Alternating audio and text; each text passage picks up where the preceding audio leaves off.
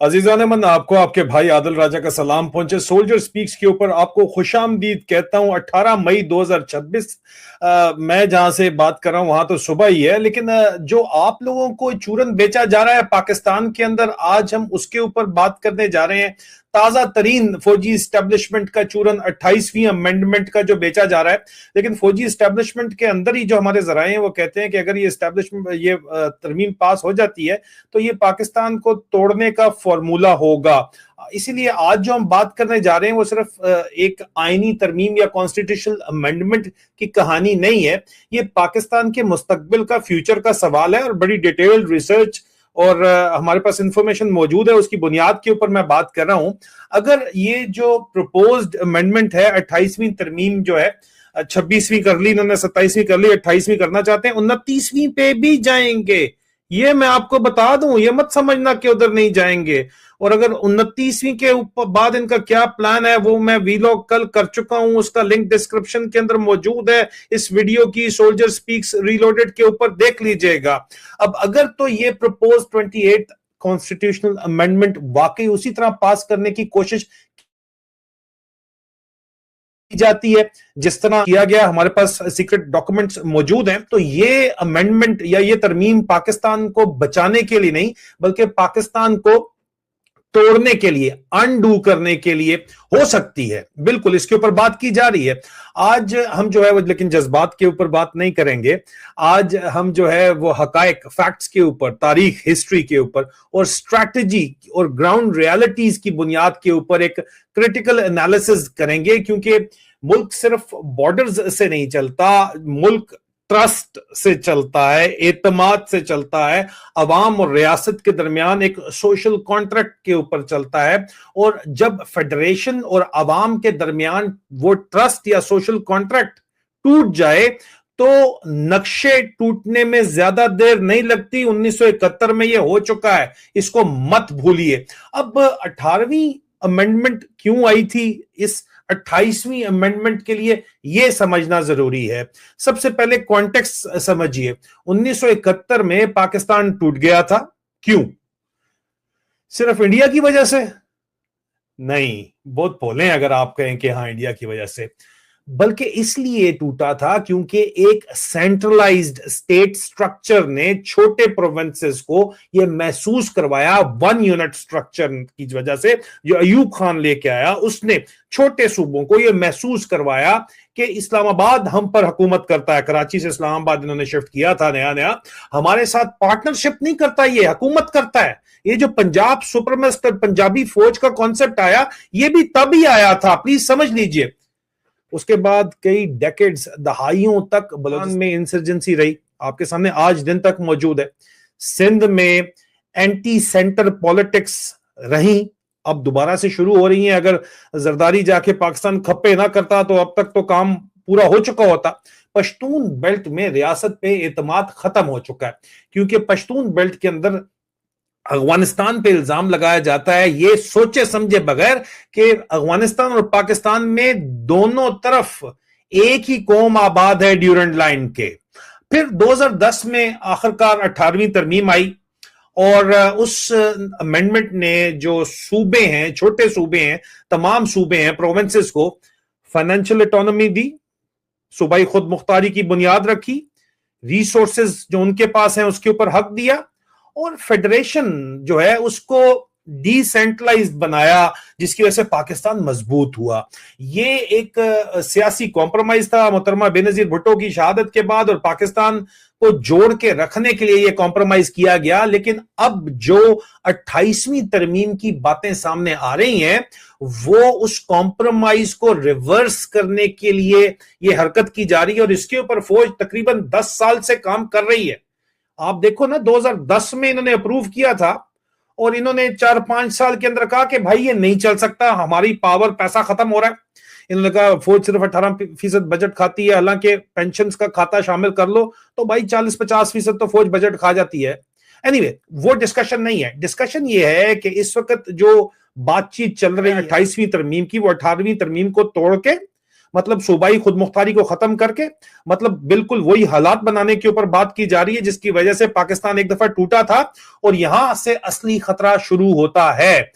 NFC award पैसा वापस इस्लामाबाद में लाने के लिए कहानी चल रही है। पाकिस्तान में पावर का असल सोर्स कौन सा है? जनरल हेडक्वार्टर्स रावलपिंडी, वो इस्लामाबाद और रावलपिंडी ट्विन सिटीज हैं और उसमें ताकत किसके पास है? बंदूक के पास है। माओ जेतुंग का जो उन्होंने फॉर्मूला है कि जी all political power rest at the barrel of the gun, ठीक है, ये बात है। अब यहां पे जो है वो ताकत अगर देखी जाए तो वो बंदूक के पास तो है, लेकिन क्या हकीकी ताकत भी बंदूक के पास है आज के दौर में? नहीं, वो पैसे के पास है। कहानी पैसे की, हम भी तुमको पा ही लेते जन्म, बात पैसे पे आके रुकती है। देखें, प्रपोज्ड अमेंडमेंट का सबसे खतरनाक हिस्सा यह है कि जो सूबों का एनएफसी अवार्ड जो शेयर है वो कम किया जाए। मतलब जो रेवेन्यू सूबों को इस वक्त मिलता है वो वापस फेडरेशन के पास आ जाए, इस्लामाबाद रावलपिंडी फौज के कंट्रोल में आ जाए। और नैरेटिव क्या दिया जाएगा?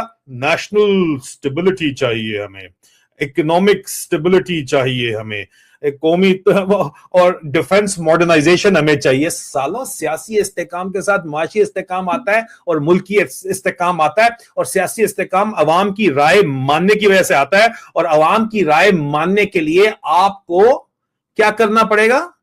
अवाम की राय मानने के लिए मेरी जान आपको जो है वो अवाम की ख्वाहिशात का एहतराम करना पड़ेगा। और अवाम ने जो वोट है वो इमरान खान को दिया है, उसको तुमने जेल में डाला हुआ है, तो कैसे नेशनल सिक्योरिटी आए, इकोनॉमिक स्टेबिलिटी आए?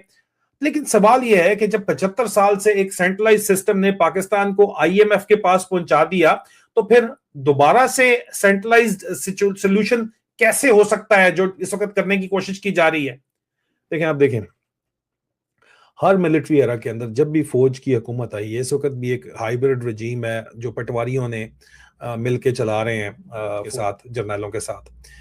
उसकी वजह से सूबे हमेशा कमजोर हुए हैं, प्रोविंसेस वीक हुए हैं, सेंटर को जो है वो पावर सेंटर बनाया गया है, और रिजल्ट में कर्जा, डेट, डिपेंडेंसी, अमेरिका की गुलामी, एथनिक एंगर, बलोचों का गुस्सा, पख्तूनों का गुस्सा, सिंधियों का गुस्सा, ठीक है, और पॉलिटिकल इंजीनियरिंग। इस वक्त पूरे का पूरा मुल्क तो जो है वो आईएसआई का सेक्टर कमांडर और एमआई का सेक्टर कमांडर मिलकर चला रहा है। अब अगर सिंध और बलूचिस्तान को यह महसूस कराया जाता है और खैबर पख्तूनख्वा को यह महसूस करवाया जाता है कि हमारा रिसोर्स लेकर हम पे दोबारा से कंट्रोल ये पंजाबी करना चाहते हैं, क्योंकि फौज पंजाब की है, मेजॉरिटी पंजाब की है, पॉपुलेशन मेजॉरिटी पंजाब की है, तो रिएक्शन सिर्फ और सिर्फ सियासी नहीं होगा, रिएक्शन जज्बाती होगा।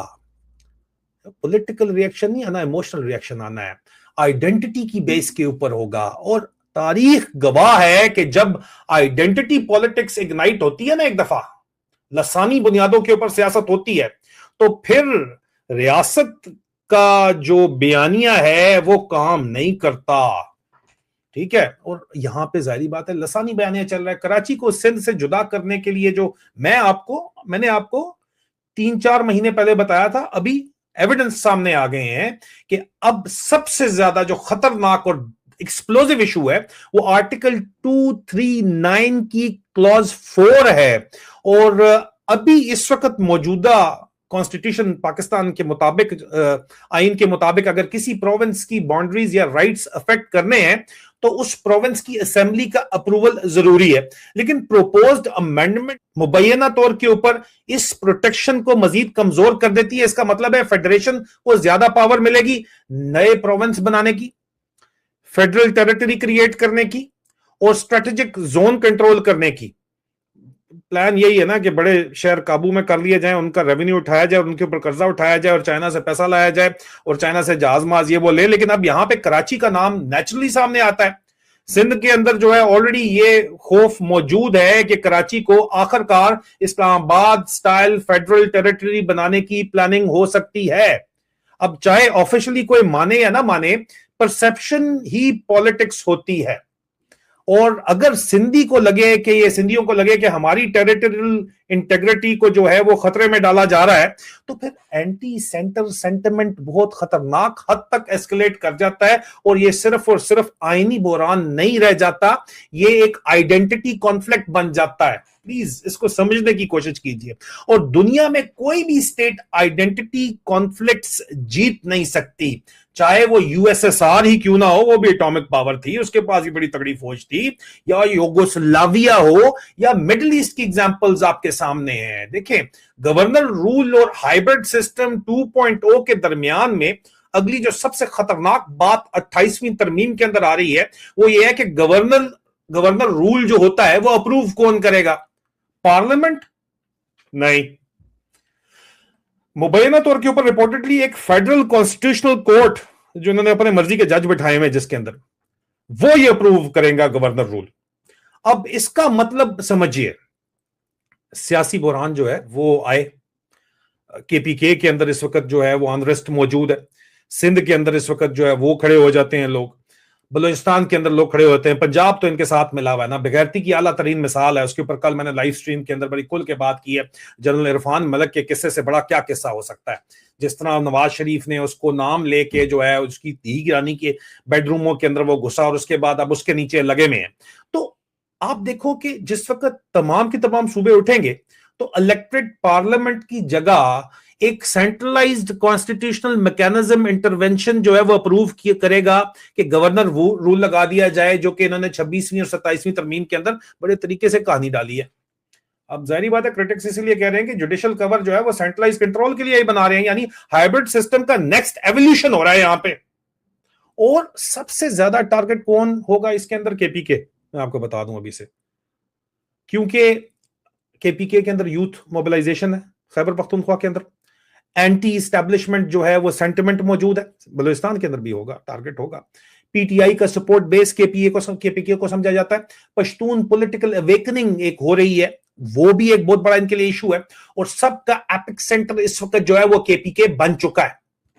और जाहिर बात है, जब लोगों को लगता है कि उनके वोट के सिस्टम की कोई कदर और कीमत ही नहीं है और उनके वोट के सिस्टम से निजाम नहीं बदलता, तो फिर वो सिस्टम तो अनस्टेबल हो जाता है और उसको आर्टिफिशियली कंट्रोल करने के लिए गवर्नर रूल कॉन्स्टिट्यूशनल कोर्ट से लगाने की बात जा रही है। और फिर जो इससे भी बड़ी खतरनाक बात है, वोटिंग एज जो है वो 18 साल से बढ़ा के 22 या 25 साल करके यूथ का वोट जो है वो उनसे, यूथ से, नौजवानों से उनका हक छीनने की कोशिश की जा रही है। वोटिंग एज 18 से 22 या 25 अगर आप करेंगे तो ऑफिशियल जस्टिफिकेशन ये दे रहे हैं कि जनाब यूथ इमेच्योर है। सालों तुम मैच्योर हो, तुम लोगों ने अपने मैं अभी इसके ऊपर सीरियस रहना चाहता हूं, नहीं तो मशूक आजम का किस्सा मैं निकाल के चाचू विस्की के किस्से में आपको बताऊं, लेकिन आप ऑफिशियल जस्टिफिकेशन देते हैं कि यूथ इमेच्योर है। इसीलिए इमरान खान को सपोर्ट करिए, इसलिए कहते हैं इमेच्योर है। सोशल मीडिया में रेडिकलाइजेशन है, भाई वो पब्लिक पल्स है सोशल मीडिया, पॉलिटिकल मेच्योरिटी नहीं है उनके अंदर। लेकिन सवाल यह है कि प्रॉब्लम क्या यूथ है या यूथ का नैरेटिव, बयानिया यूथ का? क्योंकि पाकिस्तान की तारीख में पहली दफा डिजिटल मीडिया ने स्टेट कंट्रोल जो बयानिया नैरेटिव है उसको चैलेंज करके रखा हुआ है। भाई अरबों रुपए लगा रहे हैं रोजाना की बुनियाद के ऊपर, लेकिन इनका बयानिया नहीं पकड़ा जा रहा। बड़े बड़े गाने बना रहे हैं आईएसपीआर वाले, इनका बयानिया नहीं चल रहा। यूथ ने सेंसरशिप चैलेंज की, यूथ ने पॉलिटिकल इंजीनियरिंग एक्सपोज किया सोशल मीडिया के जरिए, और ट्रेडिशनल मीडिया की जो मोनोपोली है वो तोड़ दी। तो क्या अमेंडमेंट असल में इलेक्टोरल इंजीनियरिंग है, सियासी जोड़ तोड़ है, या परसेप्शन ऑलरेडी बन चुकी है? ये एक बात याद रखिएगा कि जब किसी मुल्क का यूथ सिस्टम से एक ज़हनी वाबस्तगी, जज्बाती वाबस्तगी अपने मुल्क से उसकी खत्म हो जाती है, टूट जाती है, तो फिर उस मुल्क का मुस्तकबिल, फ्यूचर इंतहाई तारीख डार्क हो जाता है, जो कि पाकिस्तान के अंदर इस वक्त हो रहा है। आप उसको इंडियन प्रोपेगेंडा राह रू करके नहीं दबा सकते। अब क्या ये पाकिस्तान को अमेंडमेंट मजबूत करेगी या तोड़ देगी? अजीजा नेमन, मैं ये नहीं कह रहा कि पाकिस्तान में गवर्नेंस इशू नहीं है, लेकिन पाकिस्तान में करप्शन भी है, पाकिस्तान में जो है वो प्रोविंशियल इनकॉम्पिटेंस भी है, पॉलिसी पैरालिसिस भी है। लेकिन सवाल यह है कि क्या सोल्यूशन और ज्यादा सेंट्रलाइजेशन है जो ये करना चाह रहे हैं? क्योंकि आगे आसम मुनीर 29वीं करके खुद सदर बनना चाह रहा है, फौज के हाथों में पूरा कंट्रोल है। तारीख का जवाब क्या है?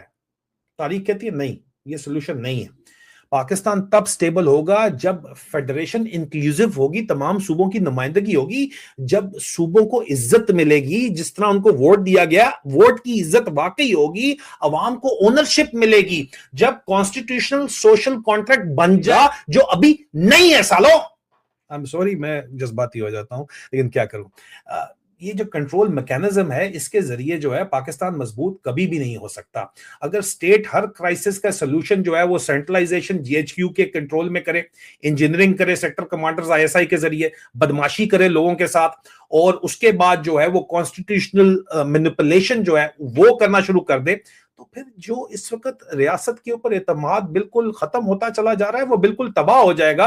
और सबसे खतरनाक बात यह है कि आज का पाकिस्तान 1970 वाला पाकिस्तान बन जाएगा। आज सोशल मीडिया है, ग्लोबल कनेक्टिविटी है, आज इकोनॉमिक कोलैप्स बड़ा क्लियर नजर आ रहा है, और एक फ्रैक्चर्ड लेजिटिमेसी है। लेजिटिमेसी इस गवर्नमेंट की तरह से है ही नहीं, इस रजीम है ही नहीं। ऐसे इन्वायरमेंट के अंदर ऐसी एग्रेसिव आईनी तरमीम करना आग से खेलने के मुतरादिफ है अजीजान मन। मैं डिस्ट्रप्शन के लिए माजरत चाहता हूं, बिल्कुल आखिर में जो है मुझे पता है कि डिस्टर्ब हो गया था, I am really sorry for that. मैं सिर्फ यही बताना चाहता हूं कि अगर आपने पाकिस्तान को बचाना है तो फेडरेशन को मजबूत करना होगा, और फेडरेशन मजबूत डंडे के जोर के और बंदूक के जोर के ऊपर नहीं होगी, वो लोगों को मजीद इंक्लूसिव करने से होगी, डिसेंट्रलाइजेशन से होगी, सेंट्रलाइजेशन से नहीं होगी। और जिस दिन प्रोविंसेस को यह महसूस कराया गया, जो कि कराया जा रहा है, कि मुल्क हमारा जो है नहीं है, हम इसमें इक्वल पार्टनरशिप नहीं है, तो उस दिन जो है वो नारे बदल जाएंगे, और जब नारे बदल जाते हैं तो तारीख बदल जाती है। मैं हूं आदिल राजा, आप देख रहे हैं सोल्जर स्पीक्स। अपना ख्याल रखिए, बहुत जल्द दोबारा मुलाकात होती है। खुदा हाफिज।